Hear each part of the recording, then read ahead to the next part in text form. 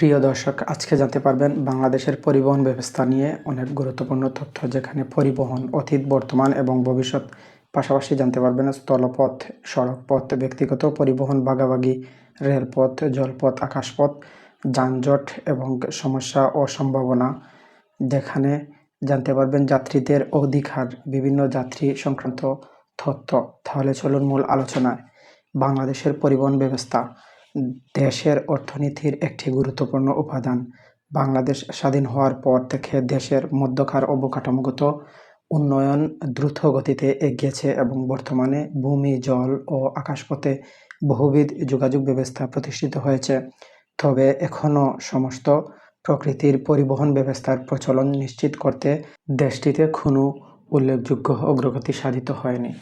বিবরণ: বাংলাদেশের পরিবহন ব্যবস্থা পরিবর্তনশীল। বর্তমানে যে অবস্থা দেখতে পাচ্ছি তা দীর্ঘ সময়ে পরিবর্তিত রূপ। বাংলাদেশের ব্যবস্থা অতীত এবং বর্তমানের মধ্যে অনেক পার্থক্য লক্ষ্য করা যায় এবং ভবিষ্যতেও বাংলাদেশের পরিবহন ব্যবস্থা ব্যাপক উন্নয়নের সম্ভাবনা রয়েছে।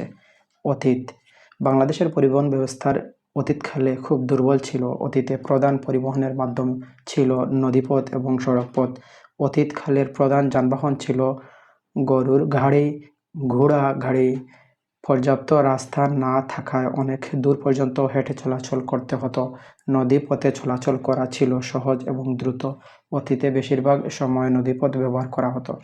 বর্তমান: বাংলাদেশে বর্তমান পরিবহন ব্যবস্থা অনেকটাই উন্নতি লাভ করেছে। দেশের প্রত্যন্ত এলাকাতেও পাকা রাস্তা নির্মাণ করা হয়েছে। পরিবহন ব্যবস্থার উন্নয়নের ফলে যে কোনো জিনিস সহজে দেশের এক স্থান থেকে অন্য স্থানে সহজে স্থানান্তর করা যায়। যন্ত্রচালিত যানবাহনের সংখ্যা বৃদ্ধি পেয়েছে। বাংলাদেশের পরিবহন ব্যবস্থায় পরিবহন খরচ তুলনামূলকভাবে হ্রাস পেয়েছে। ভবিষ্যৎ: অতীত ও বর্তমানের পার্থক্য বিবেচনা করলে বাংলাদেশের পরিবহন ব্যবস্থার ভবিষ্যৎ সম্পর্কে সুস্পষ্ট ধারণা পাওয়া যায়। যে গতিতে বাংলাদেশের পরিবহন ব্যবস্থার উন্নয়ন হচ্ছে, তাতে ধারণা করা যায় যে অদূর ভবিষ্যতে বাংলাদেশ উন্নত পরিবহন ব্যবস্থা দেশে পরিণত হবে। স্থলপথ, সড়কপথ, যেখানে অর্থনীতির উন্নয়নের সাথে সাথে ঢাকায় যানবাহনের পরিমাণ অতি মাত্রায় বৃদ্ধি পেয়েছে। অতিরিক্ত যানবাহনের কারণে সড়ক পথে কোলাহল এবং গণ্ডগোল লেগেই থাকে। ঢাকা সিটি কর্পোরেশন, রাজধানী উন্নয়ন কর্তৃপক্ষ, বাংলাদেশের পরিবহন ব্যবস্থার উন্নয়ন নিয়ন্ত্রণ কর্তৃপক্ষ সড়ক পথে সৃষ্ট সমস্যা সমাধানে কাজ করে যাচ্ছে। বাংলাদেশ সরকার পরিবহন ব্যবস্থার উন্নয়নে নতুন বাস্তবমুখী পদক্ষেপ গ্রহণ করে। ব্যক্তিগত পরিবহন ভাগাভাগি: বিআরটিএ ব্যক্তিগত পরিবহন ভাগাভাগি বা রাইড শেয়ারিং এর জন্য 9টি প্রতিষ্ঠানকে সনদ দিয়েছে। প্রক্রিয়াধীন আছে আরও 3টি। এদের মধ্যে রয়েছে পাঠাও, উবার, ওবাই, সহজ, ফিকমি যাত্রী। রেলপথ: স্থলপথ পরিবহনের দ্বিতীয় প্রধান মাধ্যম হল রেলপথ। প্রতিদিন হাজার হাজার মানুষ ও মালপত্র রেলের মাধ্যমে স্থানান্তরিত হয়।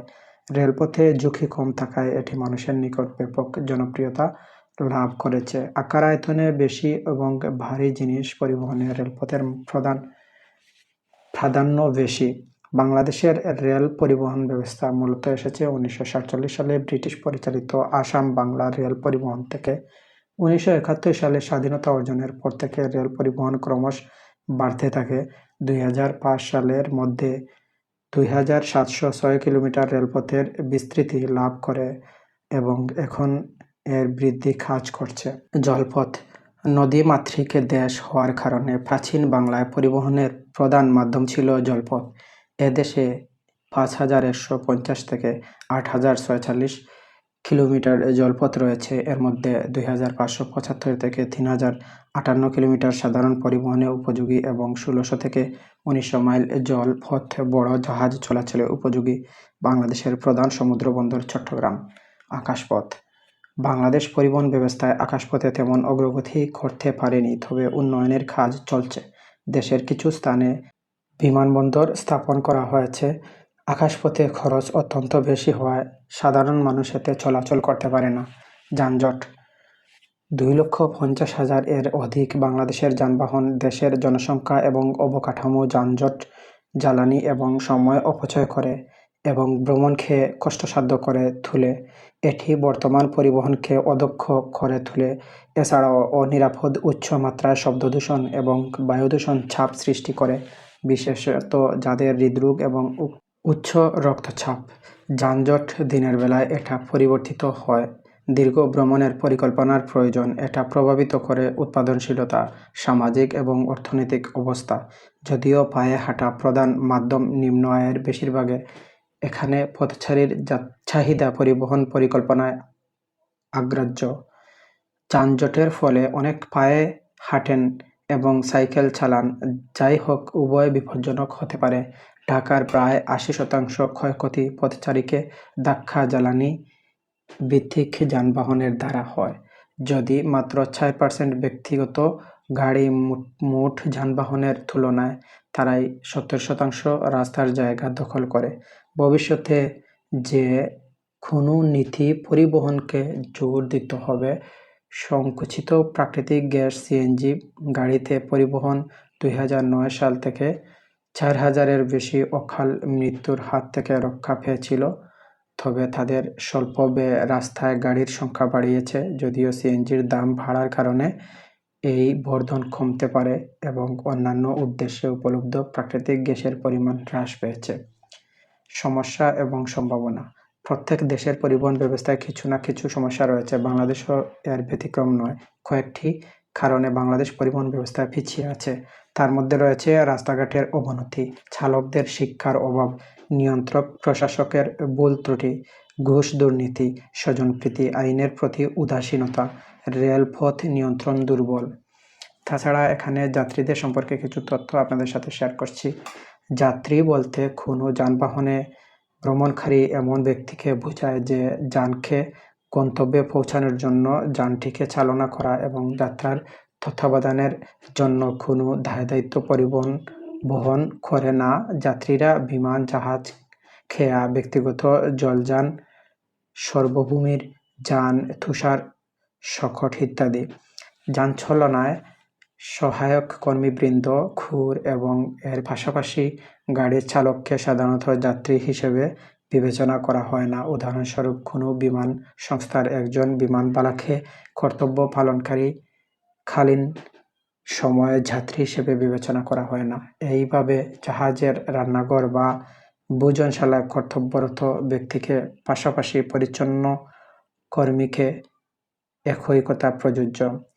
তবে কোনো কর্মচারী যদি অন্য কোনো ব্যক্তির দ্বারা চালিত কোম্পানির গাড়িতে চড়ে, সেক্ষেত্রে গাড়িটি কোম্পানির কোনো ব্যবসায়িক উদ্দেশ্যে চালিত হলে তাকে যাত্রী হিসেবে বিবেচনা হবে। আইনি মর্যাদা। বিশ্বের বেশিরভাগ আইনি এখতিয়ারভুক্ত এলাকাতে এমন সব আইন প্রণয়ন করা হয়েছে যেগুলি যাত্রীদের প্রতি যানবাহনের মালিক এবং চালকের আইনি বাধ্যবাধকতা নির্ধারণ করে দেয়। মোটরগাড়ি এবং ঢাকা গাড়িতে ভ্যান গাড়ি চড়া যাত্রীদের ক্ষেত্রে চালকের যাত্রীর প্রতি যত্নবান হওয়ার দায়িত্ব করতে পারে, বিশেষ করে যেখানে গাড়ি যাত্রীদের উপস্থিতি চালককে তার কোম্পানির সুবিধা এবং খরচ ভাগাভাগি ছাড়া অন্য কিছু সুবিধা প্রদান করে বলে মনে করা হয়। তবে অন্যান্য পরিস্থিতিতে কিছু অতিথি সংবিধি যাত্রীদের দুর্ঘটনার জন্য গাড়ির চালকের বিরুদ্ধে মামলা করার ক্ষমতা সীমিত করতে পারে। অনেক স্থানে যাত্রীদের সুরক্ষার জন্য গাড়িকে বিশেষ ব্যবস্থাদি দিয়ে সজ্জিত করাকে আবশ্যকীয় করা হয়েছে, যেমন যাত্রীর পার্শ্ব দুর্ঘটনা রোধী বায়ুথলে এয়ারব্যাগ। বাণিজ্যিক যানবাহনের যাত্রীদের ক্ষেত্রে জাতীয় আইন এবং আন্তর্জাতিক চুক্তি উভয়ই একটি আবশ্যকীয় শর্ত হল পরিবহনকারীকে একটি নির্দিষ্ট সেবামান সহকারে কাজ করতে হবে। একটি যান বৈধভাবে কতগুলি যাত্রী বহন করতে পারে তাকে সেটির আসন ক্ষমতা হিসাবে সংজ্ঞায়িত করা হয়। শর্তাবলী।